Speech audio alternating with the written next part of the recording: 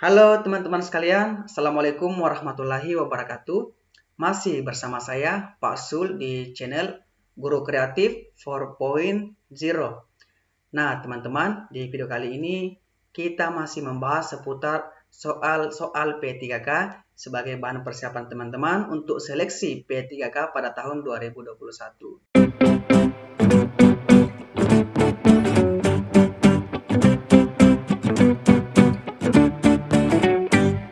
Oke, baik teman-teman. Mari kita bahas soal dan pembahasan P3K untuk guru honorer. Nah, di video kali ini kita akan membahas tentang kompetensi manajerial. Materi ujian P3K ada 5 tipe, ada teknis, skolastik, manajerial, sosiokultural, dan pertanyaan wawancara. Nah, kelima-limanya ini sudah pernah saya jelaskan di video sebelumnya. Untuk video kali ini, saya akan fokus di sini ya teman-teman, di manajerial dan sosiokultural. Jadi nanti ada sekitar 30 nomor, ini 20 nomor, waktunya 25 menit, ini 15 menit, dan bobotnya nanti sekitar 40% bersamaan dengan pertanyaan wawancara. Ini agak kecil bobotnya dibandingkan dengan kompetensi teknis dan tes bakat skolastik. Nah yuk mari kita ke contoh soalnya. Anda adalah seorang guru yang baru bekerja selama 3 bulan dan belum memiliki pengalaman. Jadi di sini ada titik. Tugas Anda dalam mengajar sudah padat sekali dan pada saat yang bersamaan sekolah tempat Anda bekerja sedang mempersiapkan akreditasi. Jadi ini intinya, ada tugas yang bersamaan. Anda diminta untuk menjadi salah satu tim penyusun borang akreditasi. Yang akan Anda lakukan adalah, nah teman-teman, sebelum kita melihat pilihan jawabannya, ketika teman-teman menemukan soal seperti ini, usahakan bahwa kedua pekerjaan ini, kedua tugas ini bisa dilaksanakan secara bersamaan. Jadi tidak ada skala prioritas. Teman-teman memprioritaskan ini berarti yang lain ini tidak diperhatikan. Nah, saya lihat di sini sama-sama penting ini. Mengajar itu tugas utama kita, sedangkan akreditasi itu adalah salah satu langkah awal untuk demi kemajuan sekolah kita. Nah, mari kita cari jawaban yang memihak kepada kedua-duanya. Artinya, kedua tugas ini berjalan secara bersamaan tanpa ada yang dirugikan. Nah, soal bagian A, memprioritaskan. Dari kata memprioritaskan saya ini, kita sudah eliminasi. Memprioritaskan tugas mengajar terlebih dahulu agar peserta didik dapat menerima pelajaran dengan baik. Jadi ini kurang tepat ya teman-teman. B. Membagi waktu untuk tetap dapat mengajar pada guru yang berpengalaman dengan menyelesaikan tugas sebagai tim penyusun borang akreditasi. Ada kata membagi waktu. Untuk sementara bagian B ini jawaban yang paling benar. C. Memberi penugasan mandiri kepada peserta didik dan memfokuskan pada penyusunan borang akreditasi. Ada kata memfokuskan. Nah ini juga salah ya, kurang tepat. Bagian D, mencoba menghindar. Ini salah, apalagi ini. Jadi tidak usah kita baca selanjutnya, udah pasti salah. E, memprioritaskan menyelesaikan borang. Ada kata memprioritaskan. Nah teman-teman, tanpa perlu berlama-lama, tanpa perlu menghabiskan waktu dengan satu soal seperti ini, langsung saja kita pilih jawaban yang paling benar adalah bagian B. Membagi waktu antara mengajar dan tim penyusun borang akreditasi. Artinya kedua tugas ini bisa selesai secara bersamaan. Artinya sama pentingnya. Nah yuk mari kita melangkah ke soal selanjutnya.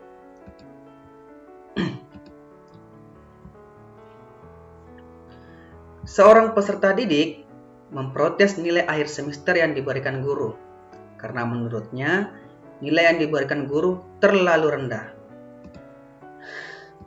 Sementara temannya memiliki nilai yang lebih tinggi.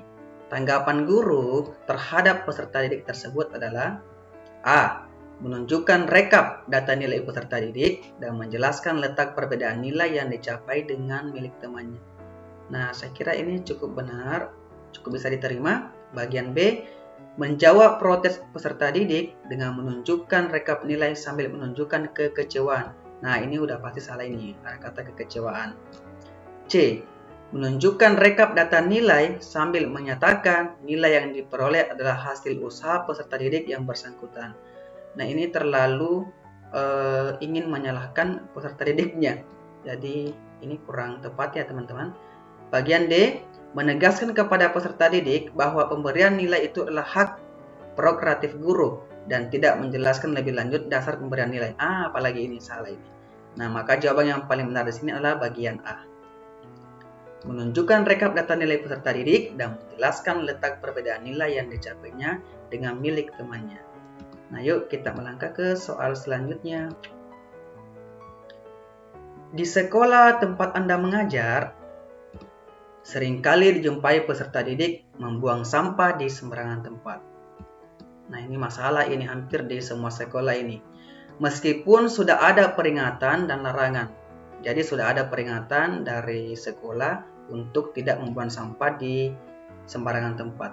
Sebagai guru yang harus memberikan keteladanan kepada siswa, solusi yang Anda ambil untuk mengatasi permasalahan ini adalah saya A. Aktif menggiatkan aksi untuk membuang sampah pada tempatnya secara verbal dan tertulis. Nah, ini ada kata secara verbal dan tertulis. Akhirnya berarti hanya menempelkan untuk tidak membuang sampah di sembarangan tempat. Artinya ini guru tersebut ini tidak melakukan secara tindakan serta meminta pihak sekolah menempatkan banyak tempat sampah. Jadi untuk apa banyak tempat sampah jika kesadaran siswa itu untuk tidak membuang sampah itu tidak ada? Maka yang perlu dilakukan guru adalah guru tersebut harus terjun langsung di lapangan dan memberikan contoh yang baik kepada siswa bahwa membuang sampah sembarangan itu tidak baik. Nah, bagian A ini kurang tepat ya teman-teman, karena secara verbal dan tertulis harusnya berupa tindakan agar dapat dijadikan sebagai teladan oleh siswa. Jadi ini saya eliminasi. Bagian B, mengajak siswa membuat kerajinan tangan dari limbah sampah agar siswa tertarik berkarya dari hasil olahan sampah. Nah, ini hampir benar sedikit. Bagian C, memberikan teguran kepada peserta didik yang membuang sampah sembarangan. Jadi bagian C di sini ada memberikan teguran secara mendidik. Maaf, ada kata yang hilang di sini. Nah, untuk sementara ini juga jawaban yang benar. Bagian D, berdiam diri. Ini salah ini. Awalnya saja sudah salah. Bagian E, meminta kepada pihak sekolah untuk memberikan sanksi bagi yang membuang sampah sembarangan. Ini juga menurut saya kurang bijaksana. Nah, untuk antara D dan C, jawaban yang paling benar di sini adalah bagian C. Nah, ini tidak apa-apa kita memberikan teguran kepada siswa karena sebelumnya kita sudah ada peringatan dan larangan. Artinya kita sudah memberikan kelonggaran kepada siswa untuk tidak membuang sampah sembarangan. Tapi masih ada saja siswa yang buang sampah sembarangan. Nah, ketika menemukan hal tersebut, solusinya adalah memberikan teguran secara mendidik kepada peserta didik yang membuang sampah sembarangan. C adalah jawaban yang paling benar. Nah, mari kita ke soal selanjutnya.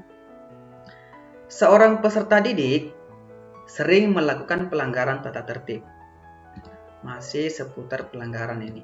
Pandangan guru terhadap peserta didik tersebut adalah A. Peserta didik tersebut sulit untuk berubah. Nah, ini yang salah ini. Sekalipun dengan bimbingan dan didikan khusus, karena lingkungan keluarga dan tempat tinggalnya lebih dominan mempengaruhi perilakunya. Salah ya teman-teman, kurang tepat. Nah, tujuan adanya sekolah itu untuk merubah peserta didik ke arah yang lebih baik. Untuk merubah karakter mereka menjadi lebih baik. Bagian B, peserta didik tersebut memiliki masalah yang belum tertangani, sehingga harus dibantu memecahkan masalah terlebih dahulu untuk memperbaiki perilakunya. Saya kira ini jawaban yang paling benar. Tapi ayo kita lihat dulu pilihan yang lain. Perubahan perilaku hanya berasal dari peserta didik yang bersangkutan, sehingga tidak ada yang bisa dilakukan guru kecuali menegakkan aturan secara tegas. Nah, ini salah ini. Artinya guru tersebut kurang peduli dengan peserta didik. Ini kurang tepat sekali. D. Peserta didik tersebut memiliki kemampuan merubah perilakunya asalkan guru selalu sabar dan menasihati dia. Ini tidak ada bisa menjamin bahwa kedepannya peserta didik ini akan merubah perilakunya. Ini hampir benar ya, tapi mari kita lihat pilihan E. Peserta didik tersebut susah untuk dididik. Nah, ada kata susah ini udah pasti salah ini. Maka jawaban yang paling benar antara B dan D adalah bagian B. Nah, kenapa seringkali kita jumpai di kehidupan sekolah teman-teman bahwa banyak siswa itu yang sering melanggar tata tertib. Nah, ternyata ketika kita selidiki, ketika kita tanya lebih dalam, ternyata rata-rata siswa yang sering melanggar itu punya masalah yang belum tertangani. Nah, sehingga apa yang harus guru lakukan? Siswa tersebut harus dibantu memecahkan masalahnya dan memperbaiki perilakunya. Maka untuk sementara, jawaban yang paling benar adalah bagian B. Mari kita ke soal selanjutnya. Ketika di jalan, Anda menjumpai rekan sejawat menyeberang jalan dengan cara melanggar peraturan lalu lintas. Rekan sejawat berarti sesama guru. Maka yang Anda lakukan adalah A. Mendekati secara persuasif guru tersebut agar mau menaati peraturan di jalan raya. Saya kira kalau guru itu harus tahu apa yang dia lakukan. Artinya guru itu adalah panutan, teladan bagi siswa, bagi masyarakat. Saya kira ini kurang tepat ya teman-teman. B. Enggan menegur karena khawatir. Apalagi ini. Enggan menegur. Nah, kalau enggak ditegur berarti dia akan selalu berbuat seperti itu. Nah, ini salah ya teman-teman, kurang tepat. C. Mengadukan perilaku guru tersebut kepada kepala sekolah. Ini juga salah. Mengadukan. Bagian D. Meminta bantuan kepada teman terdekatnya agar memberi nasihat. Ini agak memungkinkan sedikit daripada ABC. Kemudian bagian D. Menegur karena apa yang dilakukan guru tersebut dapat membahayakan dirinya sendiri dan orang lain. Nah, jawaban yang paling benar adalah bagian E. Ya, teman-teman, ketika kita jumpai teman kita, misalnya dia menyeberang jalan, nah hal yang harus kita lakukan adalah menegurnya secara langsung, karena memang benar apa yang dia lakukan itu dapat membahayakan dirinya dan juga orang lain. Jadi tidak apa-apa kita tegur secara langsung. Nah, ini ya teman-teman jawabannya. Mari kita ke soal selanjutnya. Apabila ada rekan sejawat yang menghadapi kesulitan. Masih ini ya, rekan sejawat sesama guru. Pilihan tindakan Anda adalah A. Menemani rekan sejawat dalam menghadapi kesulitan. Hampir benar. B.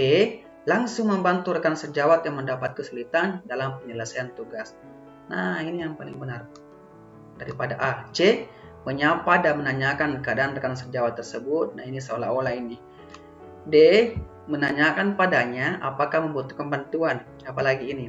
Ini kan kita sudah tahu bahwa dia menghadapi kesulitan. Maka tentu dia pasti sudah membutuhkan bantuan. E. Percaya bahwa rekan sejawat tersebut dapat menghadapinya sendiri. Nah, apalagi ini. Maka jawaban yang paling benar adalah bagian B. Langsung membantu rekan sejawat yang menghadapi kesulitan dalam penyelesaian tugas apabila menghadapi kesulitan. Mari kita ke soal selanjutnya. Dalam kelas bahasa Indonesia, terdapat peserta didik dari latar belakang dan status sosial ekonomi dimulai dari miskin sampai kaya. Kebetulan di kelas tersebut, peserta didik dari kelas sosial ekonomi menengah dan kaya memiliki prestasi yang lebih tinggi daripada peserta didik kelas sosial ekonomi bawah atau miskin. Guru menanggapi pernyataan tersebut dengan A. Berusaha melakukan asesmen mengenai penyebab prestasi belajar yang rendah untuk merancang intervensi agar prestasi peserta didik dengan sosial ekonomi bawah meningkat. Untuk sementara ini bisa menjadi jawaban yang paling benar. Bagian B. Memberikan motivasi berupa pemberian reward, hadiah agar peserta didik dengan sosial ekonomi bawah menjadi termotivasi untuk belajar lebih giat. Ini juga bisa. Bagian C. Memberikan saran kepada peserta didik sosial ekonomi bawah membentuk kelompok belajar untuk meningkatkan prestasi belajar. Saya kira ini kurang tepat ya teman-teman.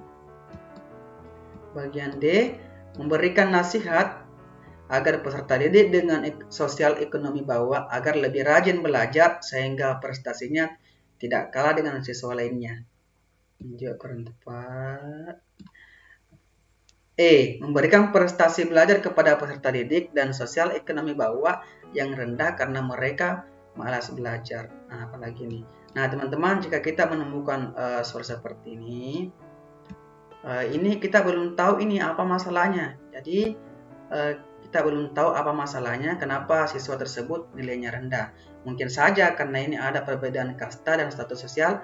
Mungkin saja yang miskin ini merasa minder kepada yang kaya sehingga dia malas belajar atau malas bergabung sama mereka. Maka hal yang utama yang harus dilakukan adalah guru berusaha melakukan asesmen mengenai penyebab prestasi belajar yang rendah untuk merancang intervensi agar prestasi peserta didik dengan sosial ekonomi bawah meningkat. Nah, guru itu harus dulu melakukan asesmen. Setelah itu, setelah kita tahu penyebabnya apa, nah, maka kita akan memberikan solusi. Maka jawaban yang paling benar adalah bagian A. Jadi B, C, D, dan E ini hampir sama ya teman-teman. Kalau kita lihat sekilas ini hampir sama maksudnya.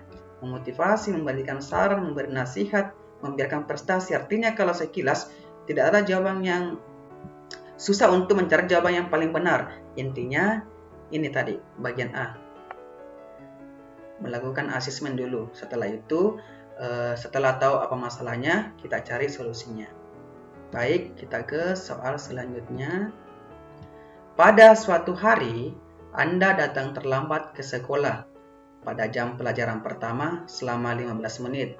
Apa yang Anda lakukan? A. Meminta guru piket untuk menginstruksikan peserta didik membaca materi terlebih dahulu dan meminta maaf pada peserta didik setelah hadir di kelas. Ya, benar ya teman-teman. B.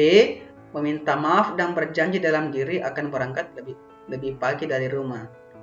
Ini hanya akan meminta maaf pada diri sendiri. Ini kurang tepat. Jawaban A masih yang lebih tepat. C. Meminta guru piket untuk menggantikan masuk kelas karena merasa sudah terlambat datang. Kurang tepat juga. D. Menghubungi ketua kelas untuk belajar mandiri. Kurang tepat. E. Merasa biasa saja. Apalagi ini sudah pas salah ini. Kita kasih merah. Nah, di antara pilihan A, B, C, dan D, jawaban yang paling bijak, yang paling benar adalah bagian A. Nah, kalau kita sudah tahu bahwa nanti kita akan terlambat, kita harus meminta guru piket untuk menginstruksikan peserta didik membaca materi terlebih dahulu. Setelah itu, kita minta maaf kepada peserta didik setelah hadir di kelas. Oke, baik teman-teman. Menurut Anda, saat hari pertama masuk sekolah, yang Anda lakukan adalah A. Mengenali peserta didik, sembari menguji seberapa tingkat kemampuan awal mereka masing-masing. Ya, benar ya, kata mengenali. B. Peserta didik dibiarkan memilih kegiatan bebas. Salah ini. C. Mengenalkan tentang peraturan kelas kepada peserta didik dan menegakkannya dengan ketat. Wah, ini salah. Ini baru pertemuan pertama ini langsung aturan dibahas. Salah ya teman-teman. D. Peserta didik mengenal Anda lebih baik tanpa disibukkan dengan kegiatan lain. Nah, salah, kurang tepat. E. Langsung masuk materi, apalagi ini. Jadi saat sekarang itu ada guru seperti itu. Ketika pertemuan pertama langsung masuk materi dan mulai pelajaran sehingga sesuai dengan RPP. Nah, ini salah ya teman-teman. Pada saat hari pertama, yang perlu Anda lakukan adalah mengenali dulu setiap peserta didik sembari menguji seberapa tingkat kemampuan awal mereka masing-masing. Maka jawaban yang paling benar adalah bagian A. Soal selanjutnya, menurut Anda, pernyataan di bawah ini yang paling menunjukkan kondisi Anda dalam situasi yang menekan adalah A. Bertindak sesuai dengan situasi yang dihadapi. Saya garis bawahi di sini teman-teman. Situasi yang menekan, berarti ada tekanan. B. Memahami perasaan orang lain. Ini hampir benar ya. C. Menerima pendapat orang lain untuk mencapai kesepakatan. D. Bersedia mengungkapkan perasaan dan pikirannya secara terbuka pada orang di sekitarnya. E. Tetap dapat berpikir dengan berkonsentrasi dengan tenang. Nah, untuk sementara jawaban yang paling benar adalah bagian A. Antara A, B, C, D, E yang paling benar. Ketika kita dalam tekanan, kita dapat berpikir dan berkonsentrasi dengan tenang. Oke, baik teman-teman, untuk kali ini pembahasan saya cukup sekian dulu. Sebelumnya saya minta maaf ketika saya menjelaskan ada kata-kata saya yang salah atau terlalu cepat, mohon dimaafkan. Nah, teman-teman jika ingin berdiskusi, silakan masukkan di kolom komentar ya. Terakhir, jangan lupa subscribe channel ini untuk membantu kami tetap termotivasi untuk membuat soal-soal pembahasan P3K. Terima kasih, semoga ini bermanfaat bagi teman-teman semua. Semoga berkah untuk kita semua. Wassalamualaikum warahmatullahi wabarakatuh. Bye.